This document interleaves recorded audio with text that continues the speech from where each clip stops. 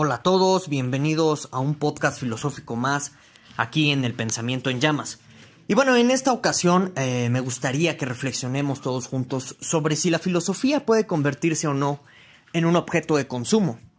Y bueno, más allá de convertirme en un broso cualquiera que se la pasa criticando a todo el mundo sin aportar absolutamente nada, creo que el objetivo de esta reflexión que quiero hacer con todos ustedes va encaminada hacia si nosotros, como profesionales de la filosofía que estudiamos en la universidad, pues una carrera de filosofía, o bien si cualquier persona, ¿no?, que no tiene formación académica o universitaria en filosofía, pero que de pronto sabe algo de filosofía o sabe mucho de filosofía, puede encaminar esos conocimientos a producir dinero.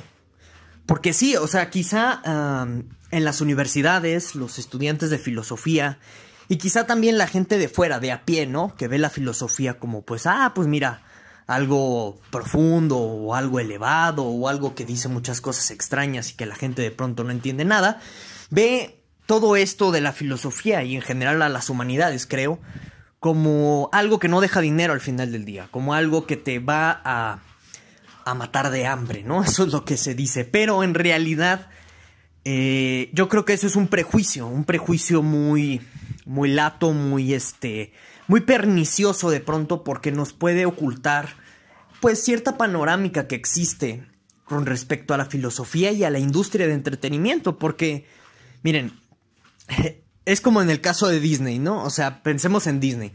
Disney es esta corporación que de pronto pues empezó con Walt Disney por allá antes de mediados del siglo XX.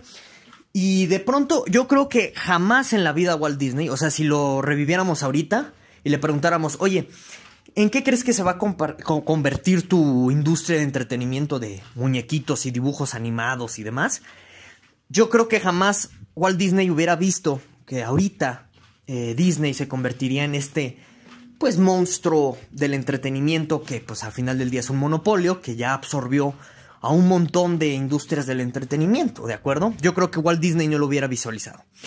Y particularmente en este siglo XXI, yo creo que si le preguntáramos a los filósofos del siglo pasado, oye, ¿crees que la filosofía al final del día pueda convertirse en una industria de entretenimiento? Yo creo que ellos hubieran respondido rotundamente que no. Pero curiosamente, una de las grandes hazañas también del capitalismo, y que se permite dentro de un sistema económico capitalista, es que tú puedas vender lo que de pronto la gente considera invendible. Y una de estas cosas pues ha sido la filosofía. Entonces, toda la reflexión la quiero encaminar para romper pues este velo de malla, por así llamarle, que nos oculta una posible realidad de la filosofía como industria de entretenimiento, ¿de acuerdo? Entonces, vamos a comenzar. Para empezar, yo destacaría que hay un enorme negocio lucrativo de las universidades, es decir, dentro de este ámbito académico donde a lo mejor se vende la idea de que no, pues sabes qué, aquí en las universidades todo el conocimiento lo hacemos vamos a decirlo así, ¿no?, por amor al conocimiento mismo, donde existe esta idea, yo le voy a llamar dorada, de que la universidad no tiene fines de lucro, ni que tiene intereses políticos, ni nada por el estilo. Bueno, pues resulta que en los hechos sí podemos encontrar industrias, tanto editoriales como, vamos a decirlo así, de los centros de investigación académicos, que sí venden el conocimiento, que sí lo explotan. Entonces, un ejemplo de ello en el ámbito de la filosofía es JSTOR. Bueno, miren, por ejemplo, aquí en México la UNAM proporciona un acceso gratuito si tú eres estudiante de la UNAM para que puedas ver ciertos artículos, ¿no? Pero si ustedes se meten a JSTOR en la sección de filosofía, donde, vamos a decirlo así, JSTOR es uno de los principales buscadores de filosofía, pues te vas a encontrar que para que tú puedas acceder a muchos de los materiales de JSTOR hay que pagar una membresía. Y tú te vas, por ejemplo, a la página de Cambridge, ¿no?, donde puedes encontrar libros de filosofía pues muy interesantes sobre temas contemporáneos, y te vas a dar cuenta que también te venden esos libros. Y yo no sé, yo prácticamente toda mi carrera como estudiante de filosofía pude sortearla, gracias a que existen ciertos sitios de descarga ilegales en donde tú puedes conseguir artículos, donde tú puedes conseguir los libros, ¿no? Y de todas formas no siempre van a estar disponibles ni todos los artículos ni todos los libros en estos sitios de descarga. Pero así es como, pues, muchos estudiantes, me parece, no nada más yo, sorteamos este problema de pagar por el conocimiento. Entonces, vean que es una industria muy grande la que hay en torno a las publicaciones en el mundo académico.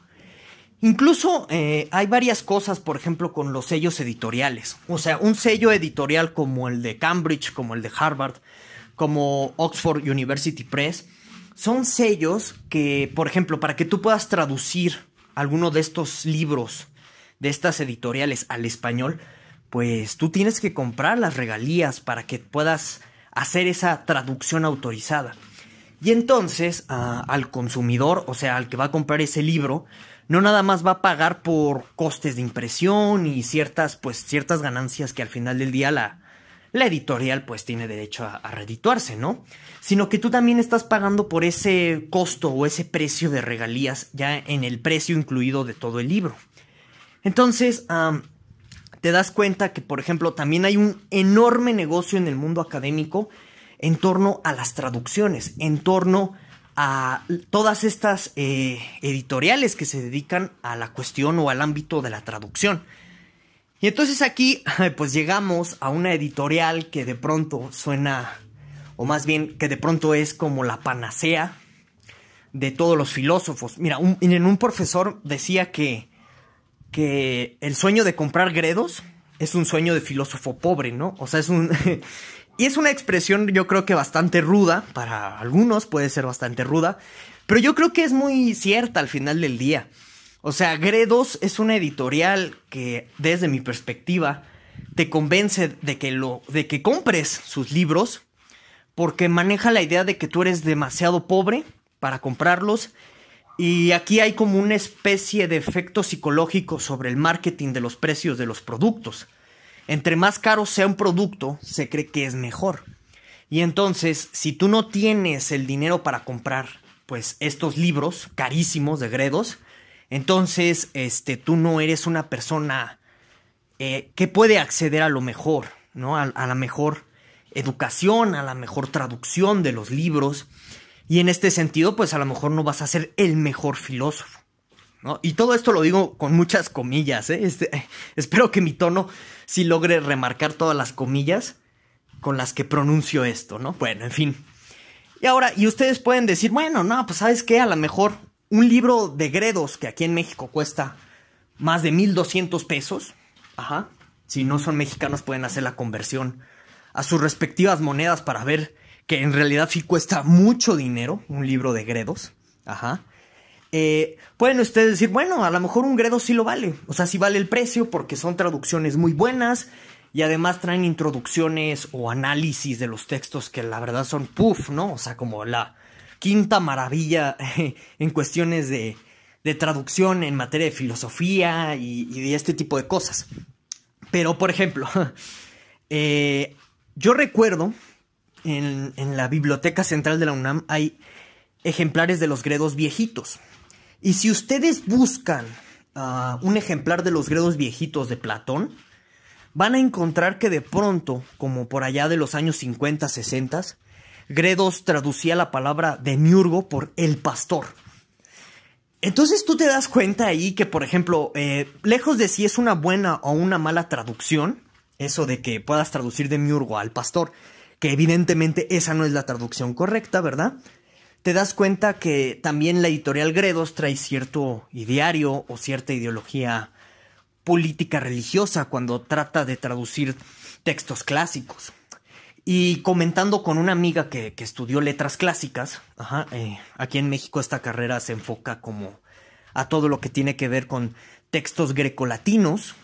Ella me comentaba que en realidad las traducciones de Gredos son malas porque encuentras este tipo de palabras que pertenecen mucho a un contexto judío-cristiano. Y yo lo he visto, o sea, ya con mis conocimientos de filosofía, directamente con la palabra arete en la Ética Nicomaquea de Aristóteles. La palabra arete se tradujo en la editorial de Gredos como virtud.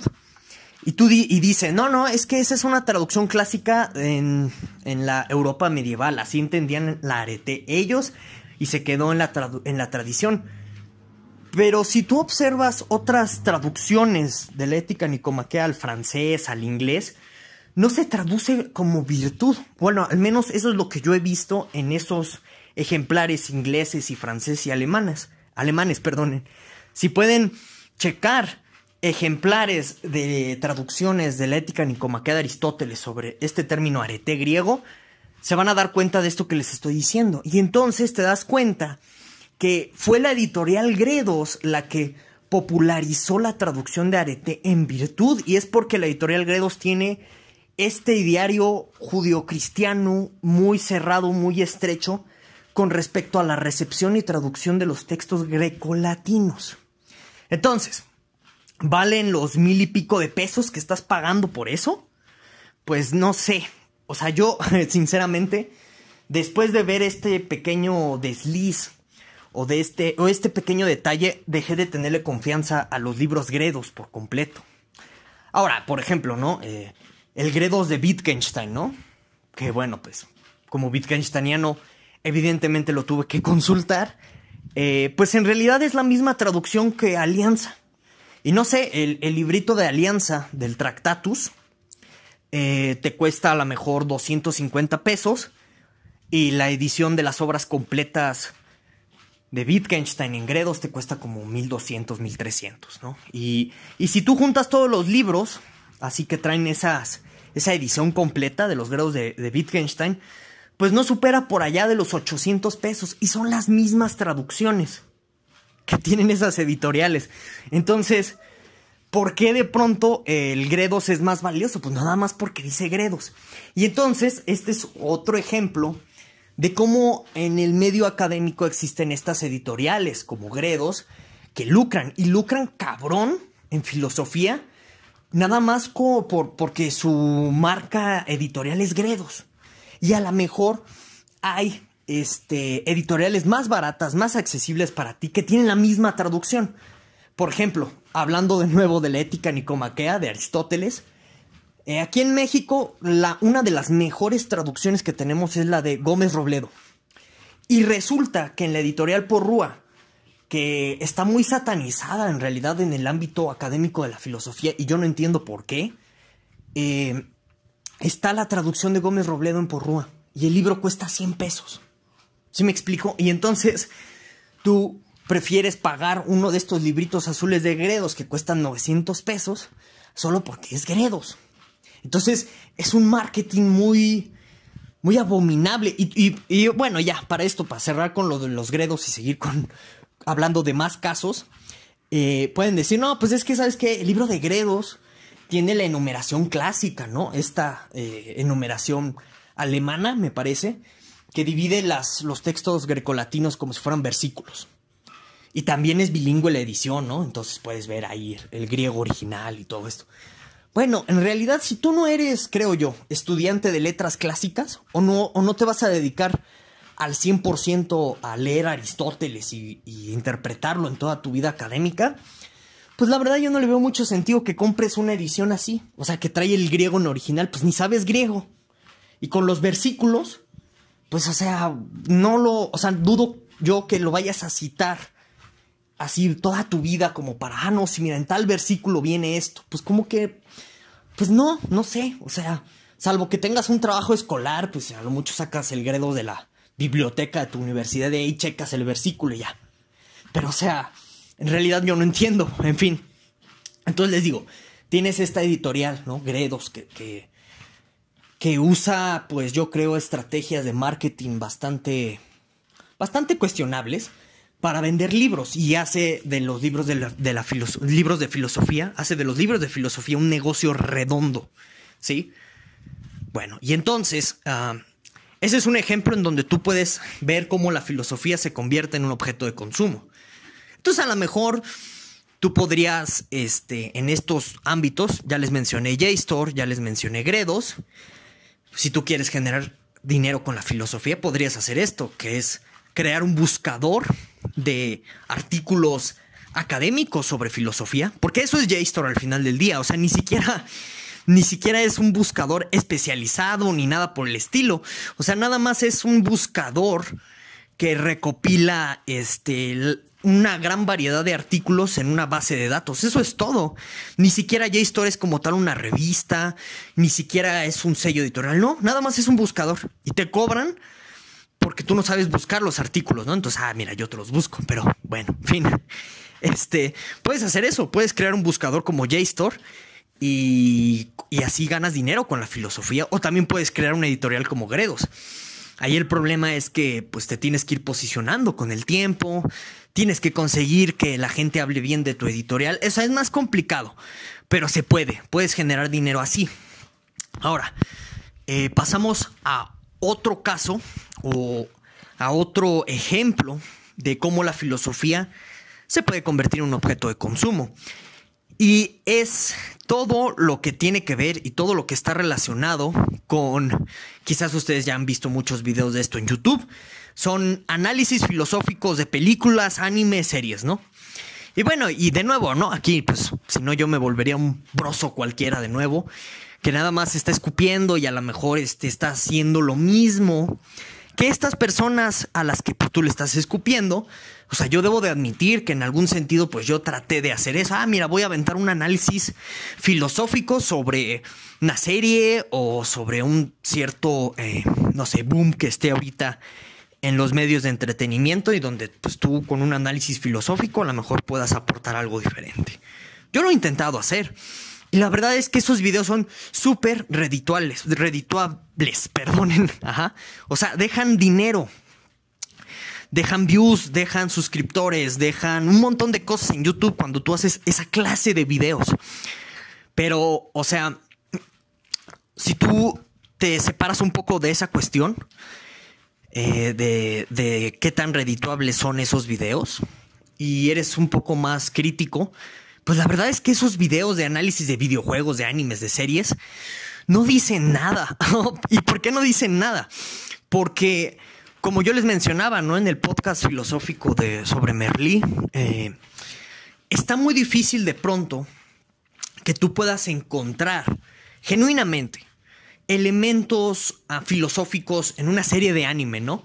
Entonces, creo que el gran caso paradigmático es Evangelion, ¿no? Evangelion, que pues puedes encontrar en el internet un montón de análisis filosóficos sobre Evangelion. Especialmente pues en esta plataforma de YouTube puedes encontrar muchos videos sobre eso. Y de nuevo, o sea, la pregunta aquí que deberíamos hacernos cuando vemos una serie de Evangelion, cuando vemos una película, no sé, o vemos una serie como Dark, ¿no? O sea, Dark, esta serie de Netflix, a mí me gusta mucho, en lo particular. Lo que deberíamos preguntarnos es... si los creadores de todo este tipo de contenido de entretenimiento, y aquí es muy importante enfatizar la palabra entretenimiento, están pensando o tienen una intención de transmitir un mensaje filosófico con todo ese tipo de contenido, o más bien lo único que están tratando de hacer es entretenerte. Eso es lo que quizás deberíamos preguntarnos antes de comenzar a interpretar filosóficamente todo este contenido. Entonces yo pienso en Evangelion, ¿no? Y yo miro el personaje de Shinji. O sea, más allá de un profundo, vamos a decirlo así, análisis filosófico o de carácter existencialista que trate de profundizar sobre la angustia y cómo Shinji representa todo eso, más allá de todo eso, yo lo que veo en Shinji es un producto de la mercadotecnia. O sea, hay empresas, sobre todo en Japón, donde el manga es no nada más una, vamos a ponerlo así, una cuestión de arte o una cuestión de nada más publica los dibujitos y las historietas. No, el manga es una fuente de ingresos impresionante para el mercado de Japón y en consecuencia... pues es uno de los pilares económicos de la Japón contemporánea, el manga, el anime, todas estas cosas. Entonces, ¿qué significa eso? Que contratan todas estas empresas de anime, de manga y demás, pues un conjunto de especialistas en psicología y en sociología de la mercadotecnia que te diseñan los personajes ¿Por qué? Porque, o sea, cuando tú haces uno de estos productos de entretenimiento, de anime, manga, etcétera, tú estás apostando mucho dinero, mucha inversión económica. Entonces, tú no vas a hacer esas apuestas y que a veces salen mal, ¿no? En el mercado del entretenimiento, pero en su mayoría salen muy bien. Tú no vas a hacer esas apuestas de inversiones a una serie como Evangelion, por ejemplo, si no tienes la seguridad plena de que te va a dejar dinero. Así de sencillo, así funciona la industria del entretenimiento. Tú no sacas un cierto material, un cierto contenido, si no hay seguridad plena de que deja lana. Punto. Y entonces, ¿qué haces? Diseñas los personajes de tal forma de que la audiencia se identifique con ellos, aunque a lo mejor la trama no tiene mucho sentido, aunque a lo mejor tú nunca acabes de comprender qué carajo sucede, por ejemplo, en Evangelion. O sea, yo nunca he entendido Evangelion. Lo importante, y tú te das cuenta por cómo se hacen los flashbacks de la serie Evangelion y cómo se hacen las retrospectivas, hasta los enfoques de, vamos a decirlo así, de cámara, que pues en realidad no hay una cámara, ¿no? En Evangelion, sobre el personaje Shinji y todo este tipo de cosas. Ajá. Te das cuenta que el objetivo es que la audiencia se conecte con el mono Shinji, ¿no? O Shinji. Y bueno, y tú dices, como empresa de marketing, bueno, entonces vamos a diseñar un personaje de anime que tenga estas características psicológicas. Que esté deprimido, que su papá no lo pele, que se quiera morir, etc. Y entonces, todas esas características psicológicas, tú las diseñas, incluso hasta la ropa del mono, ¿no? Y el hecho de que sea puber, y el hecho de que esté en la escuela o que sea estudiante, todo eso tú lo diseñas con la intención de conectar con ese público ideal que es tu consumidor final del producto, es decir, los adolescentes deprimidos que van a la secundaria. Ese es el objetivo de que tú diseñes a Shinji de cierta forma. Y cuando ya tienes ese diseño, ya puedes tú comenzar a, si quieres, a meter otros detalles sobre el mismo manga o la misma serie, ¿no? Que pueden ser un poco aleatorios o un poco circunstanciales. Por ejemplo, la morra esta Asuka, ¿no? O Suka, o como quiera que se pronuncie. También, o sea, pues tú la diseñas para que se vuelva un sex idol dentro de la juventud, puber. O la mentada Rey, lo mismo. Claro, aquí pues los factores, por ejemplo, lo que se dice y se comenta, y de hecho sucede en la serie, ¿no? La cuestión edípica entre Rey y Shinji, bueno, pues es que es un arquetipo básico que pega en la literatura, o sea, ha pegado desde Edipo Rey, imagínense ustedes, ¿no? Y Edipo Rey ya es una tragedia griega que tiene más de 2000 años de antigüedad. No, y en realidad es un mito folclórico griego, entonces es muchísimo más viejo y sigue pegando. Entonces, pues tú incorporas cualquier tipo de elemento mercadológico que pegue en tu serie y en tu anime. Y lo mismo pasa con las películas y lo mismo pasa con las series. Por ejemplo, Dark, ¿no? O sea, Dark a mí me gusta mucho. Pero en realidad, si uno es bastante crítico con la trama de Dark, no tiene sentido Dark. O sea, es una confusión total de personajes, es una confusión total de elementos extracorpóreos a la misma trama que de pronto le dan sentido. Esto se conoce como Deus Ex Machina. Un Deus Ex Machina es un elemento externo a la trama literaria que se introduce así como un elemento salvador o como un elemento sorpresivo para más que nada picar al lector o picar al espectador y que sigan viendo pues la siguiente temporada o que compren el otro libro. Entonces, ejemplos de Deus Ex Machina pues los encontramos en Dark constantemente. Vean cómo terminó la última temporada, ¿no? Cuando llega ¿cómo se llama? La morra esta Marta. Así, la Marta paralela, ¿no? A llevarse al Jonas, así, de la nada. Entonces, eso es un Deus Ex Machina. Y clavó a la gente y funcionó.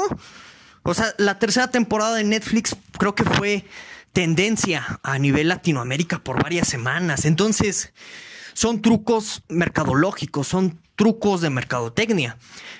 Eso te da elementos para hablar de que hay un contenido filosófico en Dark. Pues no necesariamente, porque les digo, la intención es vender. Y vender y vender y vender. Ahora, tú piensas, por ejemplo, en la película Joker, ¿no? Que es otra de Hollywood. Bueno, pues el Joker también se ha hablado mucho. Incluso yo hice como un sábado filosófico así, ¿no? Un Joker llamado Rousseau, para hacer ese clic y de nuevo jalar views, pues esa es la verdad. Y se ha hablado mucho de, no, pues es que como si en realidad el Joker tiene una filosofía anarquista y de fondo, o si el Joker es malo realmente. Y se ha debrayado mucho la gente con eso. Y tú buscas en YouTube análisis al respecto del Joker y te los vas a encontrar, ¿no? O sea, sí, de los más diversos, de los más variados, de los más contrariados, pero que están girando en torno a eso. Esa clase de análisis. Y tú te preguntas ahí, bueno, a ver, cuando se hizo este personaje, el Joker, es más, cuando se hizo Batman en general, la intención era transmitir un mensaje filosófico, social, de lucha, de protesta, o más bien el mensaje último es vender. Porque de nuevo, o sea, por ejemplo, si tú analizas la historia de las historietas cómicas, te das cuenta que constantemente los creadores de historietas cómicas lo que hacen es aprovechar coyunturas sociales, sí, para vender. Entonces, por ejemplo, ¿no? O sea, cuando surgieron en Marvel, ¿no? Este rollo de los X-Men, pues resulta que había este gran choque de lo que se conoció ya después como etnias juveniles, y todo este tipo de cuestiones sobre pandillaje juvenil y demás.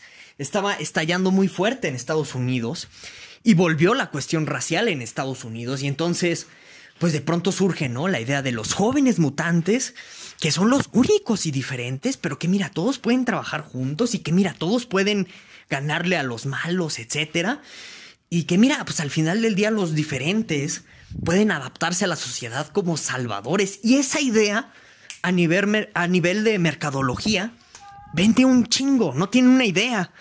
Vende y vende y vende. Ahora, por ejemplo, en el caso de Batman, si ustedes se dan cuenta, si ustedes checan como las primeras historietas de Batman, ¿qué estaba pasando en la coyuntura social de ese momento por la cual tú sacas una historieta como Batman que sigue vendiendo porque logra hacer match o clic con ciertas necesidades psicológicas, con ciertas carencias sociales que tiene la gente? Y por ejemplo, piensen en el argumento de Batman, ¿no? Batman es un justiciero enmascarado que se convierte en eso porque le mataron a sus padres y entonces no confía en las instituciones y está haciendo justicia prácticamente por su propia mano. Y ya después le fueron agregando más chingaderas, ¿no? Como no, que es el mejor detective del mundo y no, que tiene pues, un chingo de tecnología y ese tipo de cosas, ¿no? Pero eso, o sea, esta idea del justiciero enmascarado nocturno que usa el miedo a su favor, hace match. Porque, o sea, de pronto, en una sociedad donde el crimen y la delincuencia organizada polula, pues funciona muy bien una idea como la del enmascarado justiciero, que aparte pues da miedo, que puede aterrorizar a los que aterrorizan a la sociedad. Esa idea vende y la consumieron. Y ahora, y si ustedes ven, ¿no? Otra vez regresando a lo del Joker, si ven los diferentes Jokers que ha habido a lo largo de la historia, cada uno de los Jokers representa un malo en el imaginario colectivo y por lo tanto es un malo consumible. Entonces, váyanse al Joker de Romero, que apareció en esta serie de Adam West, que es como la clásica de los 50, 60, Es un gángster criminal. ¿Y qué estaba pasando? Bueno, pues es que todavía estaba en el imaginario colectivo la idea del gángster como, mira, el genio malvado, como una idea morbosa. En estos años empieza a popularizar bastante El Padrino. Y eso lo supieron explotar y vender, ¿no? Vamos a vender al Joker como un gángster malévolo. Órale, ahí va. Y te vas así con cada uno de los Jokers. Y no es casual que este Joker, el de Joaquin Phoenix, que la verdad sí actuó muy bien el señor, ¿no? Haciéndola de Joker. No es casual que este señor, bueno, que este Joker de Joaquin Phoenix esté representando, o que bueno, que es un Joker que proviene de un contexto de problemas psiquiátricos, problemas mentales. No, eso no es casual. ¿Y por qué no es casual? Porque hay un problema que la verdad yo no sé si es un problema. Quizás eso sea tema de otro podcast. Pero ya está muy popularizada la idea de que todos tenemos algún problema psicológico, psiquiátrico, ¿o no? O sea, ya todo el mundo padece ansiedad, ya todo el mundo está deprimido, ya todo el mundo necesita píldoras. Y entonces, vean cómo explotan esa idea, la venden. Ajá, y así construyes ese Joker para vender. Entonces, claro, yo no descarto que a lo mejor tú puedas hacer ciertas comparaciones, ciertas analogías con las series para un tema filosófico en concreto, o incluso que puedas usar esas series para enseñar algo de filosofía, ¿no? Pero de nuevo, la intención es vender. O sea, por ejemplo, yo pienso mucho en la película de Matrix, ¿no? Que fue como así, como un wow en su momento. La verdad, a mí me gustan mucho las películas de Matrix, ¿no? Pero, o sea, es como muy usual en los profesores de filosofía que yo conozco que dejen a sus alumnos ver Matrix y hagan un comentario sobre la película Matrix.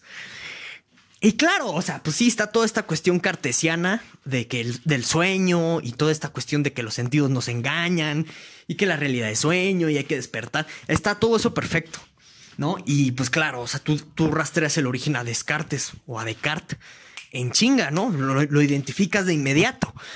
Pero, por ejemplo, o sea, ¿cuántas escenas hay? O sea, tú puedes hacer, por ejemplo, puedes agarrar el metraje de Matrix, que dura como 2 horas, y empezar a cortar, ¿no? Cortas cachitos de la cinta y tú dices, a ver, ¿cuánto duran en total todos los diálogos que tú puedas considerar o medio interpretar como filosóficos? ¿Cuánto duran? Entonces tú cortas todos esos cachitos, hagan un día la prueba y les juro que todos esos cachitos de una película de más de 2 horas no superan los 10 minutos, a lo mucho, ¿eh? No pasan de 10 minutos todos esos cachitos. ¿Y todo lo demás qué es entonces? O sea, si la película dura más de 2 horas, ¿qué es todo lo demás? Acción, peleas, putazos, disparos, cuestiones sexuales, cuestiones pues violentas por completa. Y entonces en realidad Matrix es otro producto que vende por toda esta gama o toda esta red de violencia que tú ves en la película. Ese es su principal match de mercadeo. Y entonces, frente a 2 horas de puros putazos, de puros balazos, contra 10 minutos a lo mejor de diálogos profundos que te dejan pensando un rato, pues no es nada. O sea, en realidad la gente se va a ir por la violencia, se va a ir por los putazos, no por los diálogos. Los diálogos son muy cortitos dentro de la película. Entonces, vean cómo es una película que está diseñada para hacerte consumir esa violencia de Matrix, ¿no? Que de nuevo, sí hay contenido filosófico en esa, o puedes medio relacionarlo, pero de nuevo, el objetivo de Matrix es entretenerte con violencia. No es despertarte a una reflexión filosófica ni nada por el estilo. Pero bueno, y les digo, y a final del día, hacer todos estos videos que analicen todas estas cuestiones filosóficas en mangas, animes, series, películas, es redituable y deja dinero. Porque a la gente le gusta pensar que el entretenimiento que ve dice algo más. Cuando en realidad a lo mejor, como les digo, ni lo dice. Porque los creadores, las productoras, están pensando en vender. Y en ese sentido generan o crean un objeto de consumo. Y también los que están haciendo estos videos en YouTube o publicaciones en Facebook, están haciendo estos análisis para jalar views, para jalar monetización, para jalar suscriptores. O sea, es decir, ellos están haciendo esos videos para vendérselos a ustedes. Tampoco es como que esos videos sean súper profundos y que te vayan a revelar la quinta esencia de la película, del anime, de la serie o de lo que sea que esté comentando el youtubero, ¿no? En el canal. Entonces, es consumo, es otra industria de consumo. Y tú puedes hacer de eso a la filosofía también una cuestión de comentario. De comentario de series de anime, de comentario de todas las situaciones que nos rodean a nivel de entretenimiento y de espectáculos de Hollywood. Para no acabarla pronto, por ejemplo, piensen en CISEC. CISEC publica al menos al menos cada año, un nuevo libro sobre marxismo. Y yo me pregunto, o sea, el marxismo en verdad es tan complejo que tú tienes que estarlo reinterprete, cuando fácticamente tú ves en la realidad que el marxismo no funcionó. Ajá. O más bien lo que ella está haciendo Zizek es vender. Está vendiendo libros. Y también tú te vas, por ejemplo, con Byung-Chul Han, o Byung-Chul Han, perdón. O sea, cuando sacó su artículo sobre el Big Data, ¿no? Y yo incluso hasta hice un video sobre eso, comentando y dando mi opinión al respecto. Pues habría que pensar que a lo mejor Byung-Chul Han, ya ahorita viendo todo lo que ha pasado en este año, ¿no? Con las revueltas que sucedieron en Estados Unidos, que apuesto que Byung-Chul Han ni siquiera lo predijo, ni Zizek, ni yo lo predije. ¿Eso qué quiere decir? Que pues que nuestro análisis estuvo pitero, estuvo chafa, estuvo corto. Entonces a lo mejor puede ser que Byung-Chul Han haya salido a escribir ese artículo del Big Data nada más para jalarse la atención pública, la atención mediática. Y estoy segurísimo que sus libros aumentaron en ventas a partir de ese artículo. Entonces vean, también Byung-Chul Han está vendiendo a la filosofía, está haciendo de la filosofía un objeto de consumo. Y bueno, y ya, nada más voy a concluir este podcast haciendo esta pregunta general, ¿sí? ¿Eso está bien o está mal? O sea, ¿está bien o está mal hacer a la filosofía un objeto de consumo? Bueno, yo lo que les propondría es no pensarlo en términos éticos. O sea, no pensarlo en términos de qué deberíamos hacer o qué no deberíamos hacer con la filosofía. No, más bien piénsenlo en términos un poco pragmáticos. Es decir, si eso funciona o no. ¿Y para quiénes funciona eso? O sea, si tú estás haciendo a la filosofía una industria de consumo y eso le funciona para, por ejemplo, no sé, cierta agenda que, como ya les comentaba, está detrás de la editorial Gredos, entonces a lo mejor eso pues no funciona si tú no tienes esos ideales, ¿no? O sea, si tú no quieres como que el cristianismo vuelva a ser una ideología predominante en el mundo, a lo mejor eso ya no jalo ahí. Pero si, por ejemplo, si tú lo que quieres es pues hacer que la gente pase un buen rato y que pues con suerte reflexione con algo de lo que tú haces en cuestión de comentarios filosóficos de series, películas, animes, etcétera, pues a lo mejor lo que deberías hacer en cuestión de la función práctica, o sea, de si eso funciona, y ves que sí está funcionando, pues a lo mejor lo deberías seguir haciendo. No lo sé, pero yo creo que esta es como la ruta más o menos correcta con la cual nos deberíamos reflexionar estas cosas. Y si tú ya entraste, bueno, y si tú ya viste que existe este panorama y que tanto la academia como las editoriales, como los youtuberos, como yo también, ¿no?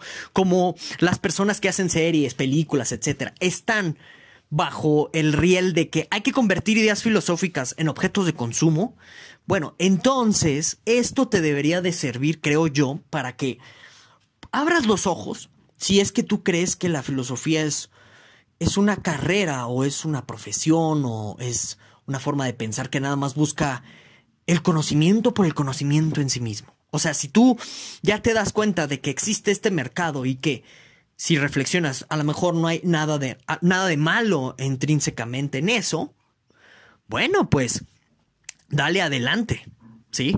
Pero ya dejando este sueño dorado de que la filosofía tiene que servir por sí misma. Ahora bien, dicho todo esto, y con esto ahora sí, les juro que ya cierro este podcast, pensemos en esto. Si es cierto todo lo que les dije, entonces, ¿qué con Coelho? ¿Qué con Jodorowsky?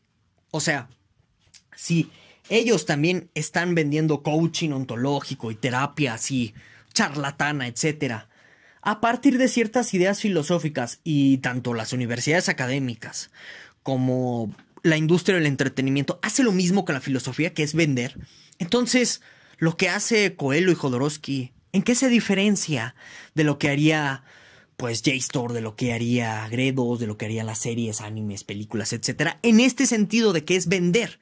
Al menos en ese sentido no se diferencian, todos están vendiendo. Entonces, yo les invito a que hagan esta reflexión. En realidad, las críticas que hay contra Coelho, Jodorowsky, todo lo que hay del coaching ontológico, no se producirán o no provienen de una cuestión de industria y de competencia. Es decir, tú haces esas críticas desde la academia, desde tus series de televisión, desde tus videos de YouTube hacia Coelho, Jodorowsky y el coaching, porque no estarás compitiendo con ellos en el mercado. Entonces, piensen en eso. Y bueno, pues ya, sin nada más que decirles, nos vemos hasta el próximo podcast filosófico.